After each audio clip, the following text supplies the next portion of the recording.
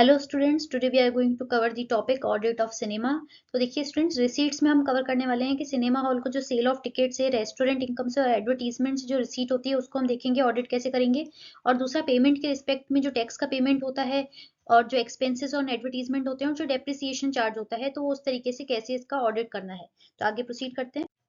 अब देखिएगा स्टूडेंट, सबसे पहले ऑडिटर चेक करेगा कि इंटरनल कंट्रोल मैकेनिज्म कैसा है सिनेमा हॉल का with respect to ticket system. तो इंटरनल कंट्रोल चेक करने के लिए ऑडिटर सबसे पहले देखेगा कि एंट्रेंस का क्या सिस्टम है सिनेमा हॉल में। The entrance to the cinema hall during the show is only through printed ticket. ऐसा चेक करने के लिए क्या इंटरनल कंट्रोल लगा रखा है सिनेमा हॉल वालों ने। दूसरी चीज ऑडिटर ये देखेगा जो टिकट्स इशू हो रही है वो सीरियली नंबर्ड है कि नहीं है और एक पर्टिकुलर बुक में बाउंड है कि नहीं है, लूज टिकट्स तो नहीं है।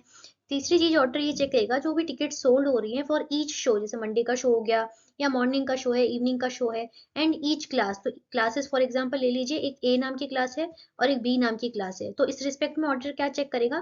कि जो ए नाम की क्लास है और जो बी नाम की क्लासेस हैं जो एक ही दिन पे रन हो रही है, तो उस रिस्पेक्ट में जो उनके सीरियल नंबर है वो अलग अलग होने चाहिए। अब नेक्स्ट पॉइंट ऑर्डर क्या दिखेगा, the number of the same class. जैसे ए नाम की क्लास की है जो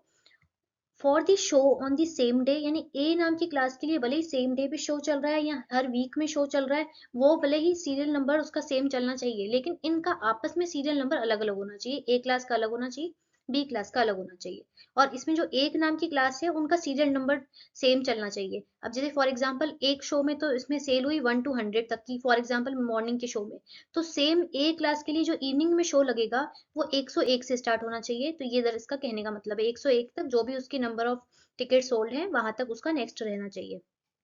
अब थर्ड पॉइंट इसमें रहेगा कि that the advance booking for separate series of the tickets issued. अब जैसे इसमें ए नाम की क्लास में अगर कुछ एडवांस बुकिंग है तो उसमें ए नाम से या एडवांस के नाम से कुछ कर लीजिए, लेकिन वो डिफरेंट होनी चाहिए। यानी जो टिकट्स एडवांस की तरह बुक हो रही है, एडवांस बुकिंग हो रही है टिकट्स की, उसका सीरियल नंबर नॉर्मल टिकट जो सोल्ड हो रही है उससे अलग होना चाहिए। लास्ट में देखेंगे इन्वेंट्री ऑफ टिकट सोल्ड। जो इन्वेंट्री बच रही है वो प्रॉपर कस्टडी में रिस्पॉन्सिबल ऑफिशियल के पास भी रखी जा रही है कि नहीं। तो इस रिस्पेक्ट में इंटरनल कंट्रोल क्या है सिनेमा हॉल का, ऑडिटर ये एक बार चेक करेगा। अब देखिए स्टूडेंट, पिछली स्लाइड में हमने जस्ट अभी पढ़ा है कि ऑडिटर सबसे पहले ये चेक करेगा कि इंटरनल कंट्रोल मैकेनिज्म क्या है सिनेमा हॉल का विद रिस्पेक्ट टू टिकट किस तरीके से इशू हो रही है। अब नेक्स्ट हम देखते हैं और सेल ऑफ टिकट पे ऑडिटर क्या चेक करेगा। तो सबसे पहले ऑडिटर ये चेक करेगा कि सिनेमा हॉल का जो भी ऑथराइज पर्सन है वो एक स्टेटमेंट तैयार कर रहा है कि स्टेटमेंट्स ऑफ टिकट सोल्ड, यानी कितनी नंबर ऑफ टिकट सेल हुई है एक हर एक शो की। तो after the end of each show, यानी जैसे ही पर्टिकुलर शो खत्म होता है एक स्टेटमेंट तैयार होना चाहिए कि कितनी टिकट्स बिकी हैं वर्सेस कितना कैश कलेक्ट हुआ है। फॉर एग्जांपल 100 टिकट्स अगर सोल्ड हुई है तो उस रिस्पेक्ट में प्रॉपर कैश कलेक्ट हो गया कि नहीं हो गया, और ये दोनों आपस में कैश कलेक्शन और टिकट सोल्ड आपस में एग्री कर रहे हैं कि नहीं कर रहे हैं। तो ये ऑडिटर कंफर्म करेगा कि सिनेमा हॉल का जो भी पर्सन है, ऑथराइज पर्सन, वो ये स्टेटमेंट तैयार कर रहा है कि नहीं कर रहा है। दूसरा पॉइंट ऑडिटर ये चेक करेगा, वेरीफाई करेगा कि जो फ्री पासिस इशू हो रहे हैं कितने, एक तो चेक करेगा कि रिकॉर्ड प्रॉपर मेंटेन कर रहे हैं सिनेमा हॉल वाले with respect to free passes, और दूसरा कि जो फ्री पासेस इशू हो रहे हैं वो प्रॉपर अथॉरिटी ही इशू कर रही है, प्रॉपरली ऑथोराइज्ड पर्सन ही फ्री पासेस इशू कर रहा है। नेक्स्ट ऑडिटर ये चेक करेगा, जो इसमें फर्स्ट वाले पॉइंट में हमने किया था, जो स्टेटमेंट तैयार हो रहा है तो ऑडिटर उसको एक बार वाउच कर लेगा कैश बुक से, यानी नंबर ऑफ टिकट्स कितनी सेल हुई है और कितना कैश जो कलेक्ट हुआ था वो प्रॉपरली कैश बुक में एंटर हो रहा है कि नहीं। और एक बार टिकट्स देख लेगा, जो भी डिफरेंट क्लासेस की डिफरेंट शोज की टिकट सोल्ड हो रही है वर्सेज जो कैश बुक में एंट्री हो रही है, तो एक बार टेस्ट चेक बेसिस पे यानी सैम्पलिंग बेसिस पे चेक कर लेगा कि कितनी नंबर ऑफ टिकट इशू हुई है वर्सेस कितना कैश कलेक्ट हुआ है। तो ऑडिटर ये एक बार इस डेली स्टेटमेंट से और कैश बुक से क्रॉस चेक कर लेगा। नेक्स्ट ऑडिटर ये देखेगा टिकट्स के रिस्पेक्ट में जो भी कैश कलेक्ट हुआ है। फॉर एग्जाम्पल अगर 100 टिकट सेल हुई है तो उस पर पर्टिकुलर जो भी परसेंटेज लगती है तो उस हिसाब से उतना रेट ऑफ टैक्स कलेक्ट हो गया है और उतना जमा हो गया है, और उसको ऑडिटर ये चेक करेगा कि उस रिस्पेक्ट में जो भी उस टैक्स का रिटर्न हुआ है, हर महीने जाता है या पर्टिकुलर जो भी टाइम पीरियड होता है, उससे एक बार क्रॉस चेक कर लेगा, रिकनसाइल कर लेगा, यानी कितनी नंबर ऑफ टिकट सोल्ड हुई है और उस पर कितना टैक्स बनना चाहिए था, जितना बन गया है, कलेक्ट हो गया है, और रिटर्न जो फाइल किया है सिनेमा हॉल वालों ने उस रिटर्न में कितना उन्होंने टैक्स कलेक्टेड दिखाया है। तो ये एक बार ऑडिटर रिकनसाइल करेगा।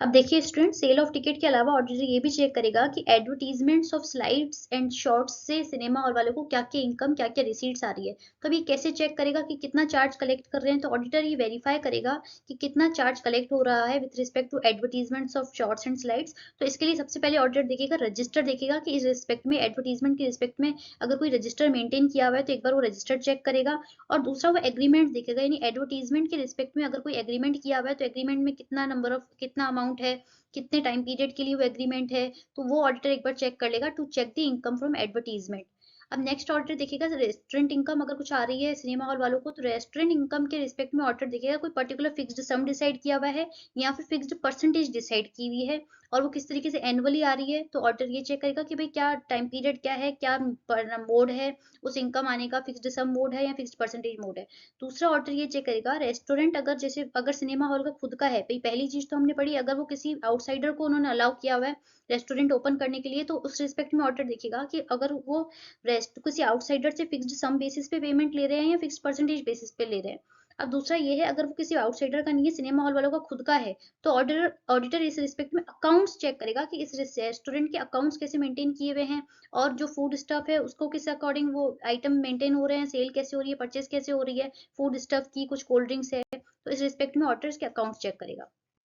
अब देखिए स्टूडेंट्स, अभी तक हमने पढ़ा कि सिनेमा हॉल में रिसीट्स के सोर्सेज क्या थे, सेल ऑफ टिकट्स था, एडवर्टीजमेंट था और रेस्टोरेंट इनकम था। तो अब सिनेमा हॉल के पेमेंट्स क्या है, ऑडिटर किस अकॉर्डिंग इसको चेक करेगा। तो सबसे पहले तो ऑडिटर ये देखेगा with respect to advertisement, repair and maintenance के रिस्पेक्ट में जो भी खर्चा हो रहा है तो उसको वाउच करेगा ऑडिटर। अब देखिए स्टूडेंट, पिछली स्लाइड में हमने जो पढ़ा कि वो पढ़ा था एडवर्टीजमेंट एज इनकम, यानी स्लाइड से, शॉर्ट से सिनेमा हॉल जो भी इनकम जो भी पेमेंट रिसीव कर रहा है तो वो उसकी इनकम हो गई। अब यहाँ पे जो हम कर रहे हैं, जो एडवर्टीजमेंट खुद की सिनेमा हॉल खुद की एडवर्टीजमेंट करता है तो वो तो उसका एक्सपेंसेस है, तो वो ऑडिटर इसके एक्सपेंसेस को एक बार चेक कर लेगा, और दूसरा ये चेक करेगा कि जो भी रिपेयर मेंटेनेंस हो रहे हैं जो रेवेन्यू नेचर के हैं, तो वो सिनेमा हॉल उसको कैपिटलाइज ना करे। और दूसरा चीज ये ऑडिटर चेक करेगा जो भी डेप्रिसिएशन चार्ज हो रहा है मशीनरी पे या फर्नीचर पे प्रॉपर रेट से ही चार्ज हो रहा है। और थर्ड पॉइंट इसमें है, अब देखिए स्टूडेंट थर्ड और फोर्थ पॉइंट के रिस्पेक्ट में आप समझिएगा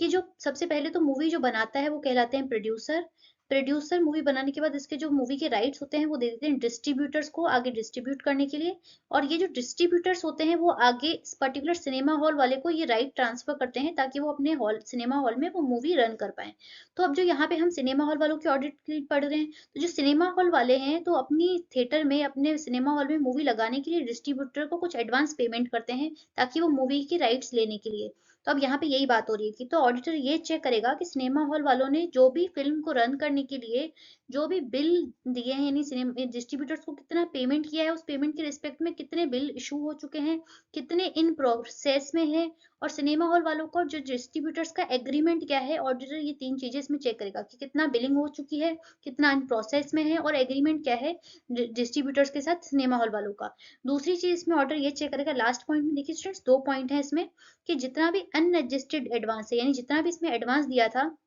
अब मूवी रन होगी सिनेमा हॉल में, अब मूवी रन होने के बाद तो वो एडवांस एडजस्ट हो जाना चाहिए, लेकिन अब ये ऑडिटर देखेगा कि वो अभी तक एडजस्ट ही नहीं हुआ है एडवांस, जो हमने पिछले पॉइंट में पढ़ा था। तो अब दो चीजें हो सकती है, या तो वो प्रॉपर एडवांस गुड है यानी वो रिकवरेबल है, अब दूसरा इरिकवरेबल है यानी ऑडिटर को लगता है वो रिकवर हो ही नहीं सकता। तो इस रिस्पेक्ट में ऑडिटर देखेगा अगर तो वो अनएडजस्टेड एडवांस जो रिकवरेबल है तो रिस्पेक्ट में प्रॉपरली एडजस्ट क्यों नहीं हुआ है उसका रीजन पता लगाएगा। और दूसरा अगर ऑडिटर को लगता है कि वो इरिकवरेबल यानी अब पेमेंट आ ही नहीं सकता, कुछ इसका नहीं हो सकता, तो ऑडिटर ये देखेगा इस रिस्पेक्ट में प्रॉपरली प्रोविजन बनाया है कि नहीं बनाया है मैनेजमेंट ने, ये ऑडिटर एक बार चेक कर लेगा। तो स्टूडेंट्स ये था हमारा audit of cinema hall. Thank you.